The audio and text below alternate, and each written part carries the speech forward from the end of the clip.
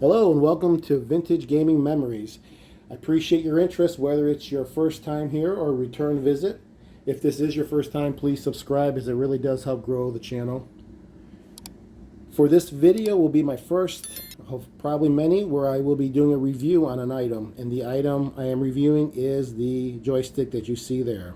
This Atari Joystick was brought to my attention from a post that was on AtariAge's buy, sell, and trade forum from a member that is located in Italy. He was selling this through eBay. This joystick had options you can get with it. However, what really caught my eye, besides the way it looked initially, was that it is using a micro switch, so it's not having any membrane contacts underneath. Basically not like the old joysticks. It does have the clicks that you feel when you move up, down, left, right, and also the buttons have clicks to it. So that's something more of the newer joysticks that I have as well. I like that feel. And the other thing is the options you can get with it. You can get it with either black or the white casing. You can get it with one or two buttons. And I think that was it. So I obviously chose the black and the two buttons. The second button is really a clone of the first. So if you want to use it with your other hand or right hand, left hand, you've got both options available. The joystick is 8 directions. So it's got the top left, top right, bottom left, bottom right, and the typical top, down, left, and right. Doesn't really work well in some games, as we probably all are aware, but I will be testing this on both types of games in this video. So as I mentioned, this seller is from Italy, overseas. I am located in the Midwest of the U.S. I went and purchased this on July 6th, and I received it on July 12th. So 4 business days. That was great. I do appreciate that. The seller chatted with me and had asked if I would do a review on this joystick, an unbiased review, which is what I'm doing.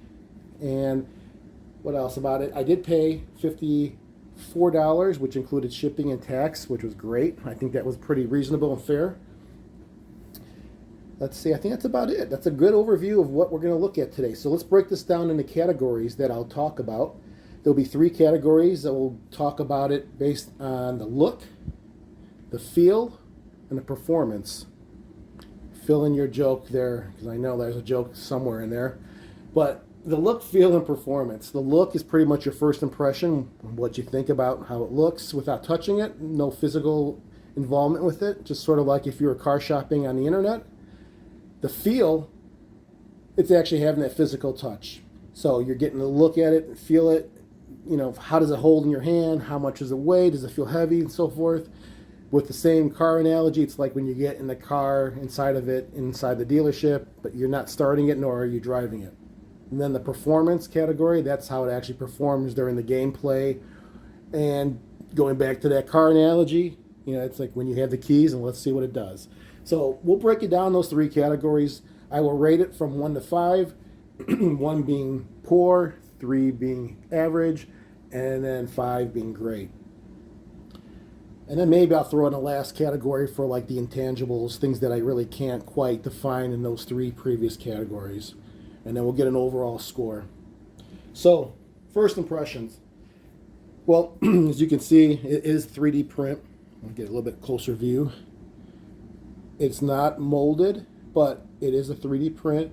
I don't think it's that bad. I know, there's some smudges, but that's from my fingerprints on the bottom. But it is very shiny. It's got footings on there as well. I'm okay with it being 3D printed. I knew it was. There's a little design here. So I won't hold it against the review for that. I think it's expected. It's got the cover over the screws that holds the controller inside. But again, with the looks, strictly seeing how it looks and lays out with the 2 buttons, I think it's not bad. I'd give it from a 1 to 5 scale, let's say 3.5. Let's jump right down now to the feel. Well, I touched it a little bit. I can tell you right away, it is light. Does that mean it's cheaply made? No. I would just say it's just got light parts, and a lot of things are lighter as far as some controllers I own already, and they perform great. So I won't hold that against it either. It is light. It's got a great feel. It fits my hand pretty nicely. And those buttons sound great. And the cord itself is pretty sturdy within here. I don't think it's going to bend or fray or pop out from the casing. The cord itself is a little bit short. It looks pretty standard. What is that? Probably a 5-footer, 60 inches or so. But that's okay. I never really use the cords anymore with my consoles. I use an extender.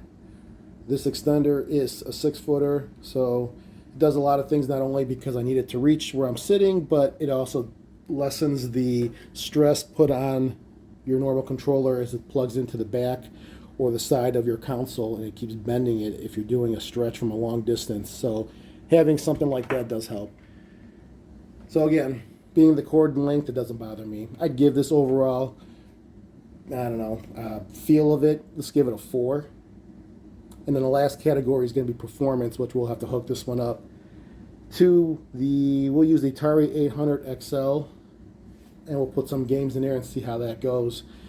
But before we do that, I can tell you that the measurements here that I know of already, which I'll spare you, is it's 4 inches wide, and it's 5 inches long, and 4 inches tall, from the base to the top of the controller ball. The controller ball, let's take a look at this too. I'm going to actually open this up and let's see what's inside as well, because I open everything, right? This ball, it's pretty heavy, feels decent. It is 2 pieces.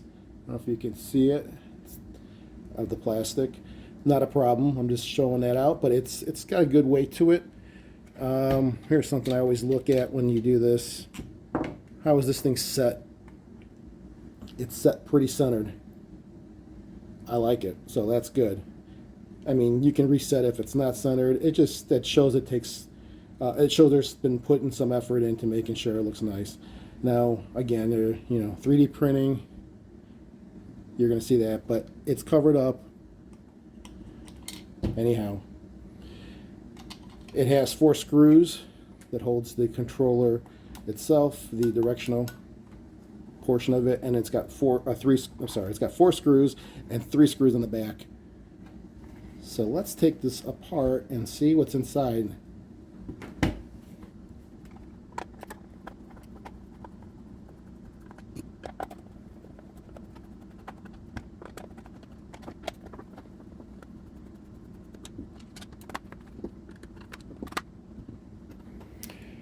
All right, we got the bottom unscrewed. This should come apart easily. And it does. It is separate, nothing connected to the base. And you could see the details. Obviously, the cord itself has extra wires, which is why they're not used. It's not that it was broken or anything, but it's just not needed for this purpose of the Atari buttons and controller itself. But it's just like I thought it would be. It's nicely put together. Yeah, not much to see. I mean, I'm not going to take this off. Like I said, it's centered here. Just wanted to see how it looked underneath. And it does have that nice support here for the cord, which holds it in between the 2 pieces, and it won't pull away or stress on the wires itself. All right, let's get to the gameplay itself. All right, we're back. So I am going to test this controller with my Atari 800 XL 8-bit PC gaming system, and I will use the game Centipede from the actual cartridge itself, not from FujiNet or any other method. And I will have an extension to this joystick controller because it is a little bit short. As I said, it is 5 feet, actually like 59 inches. I did measure it from the base that of the joystick to the end. So round up 60 inches, and it is 5 feet. Now, the joystick, I should have mentioned as well that it is very light. It feels great in the hand. It almost feels like it's not even in your hand. I don't know. Some people have a preference of a heavier, controller in your hand to feel like it's there, which I do have a couple that are big and light and some that are small and heavy, and it's just your own preference. I can adjust, so I don't really mind that it's lighter. It doesn't mean it's bad in quality. It just means it's lighter components that are in there, and the plastic is, like I said, probably it's 3D printed and it's not molded, so hopefully it's sturdy. We'll find out with my gameplay, and I think it's fine. We'll just give this a go. So we're going to do Centipede. It's got the good use of the 8 directions on this, so we're going to be going in all different angles, and let's see how it responds to it.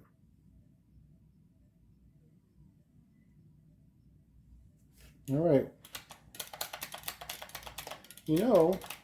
It moves smooth. It feels great in my hand. Again, I won't blame my gameplay because of the controller. I am standing up as I'm playing just so I have a good view straight on, and so that you can hear me over the clicking of the buttons. It does have auto fire, or at least repeatable if I push the button down, so it is doing as it should. I mean, it maneuvers nice. It feels great in my hand as well because it's not too thick, and I'm able to just feel like I can hold it easily with one hand, and it just feels like a glove. I don't know. We will also try this on a game such as like Pac-Man, where we will definitely don't need to use the other 4 directions, and I just want to see how that reacts. Let's see here. So, I mean, I think I've got enough of a good feel and idea of how this game, or how this controller works with a game that does utilize all directions. I mean, I'm just trying to go in a circle now to feel it. It is very smooth. I have no complaints. I'm happy. Good job on this controller. So let's give it a try now with a 4-direction type game like Pac-Man. All right, we got Pac-Man coming up, and it should work with the button pressed down, and it does. Let's just say how this works. Now, I don't use this type of controller for this game. Same with Dig Dug.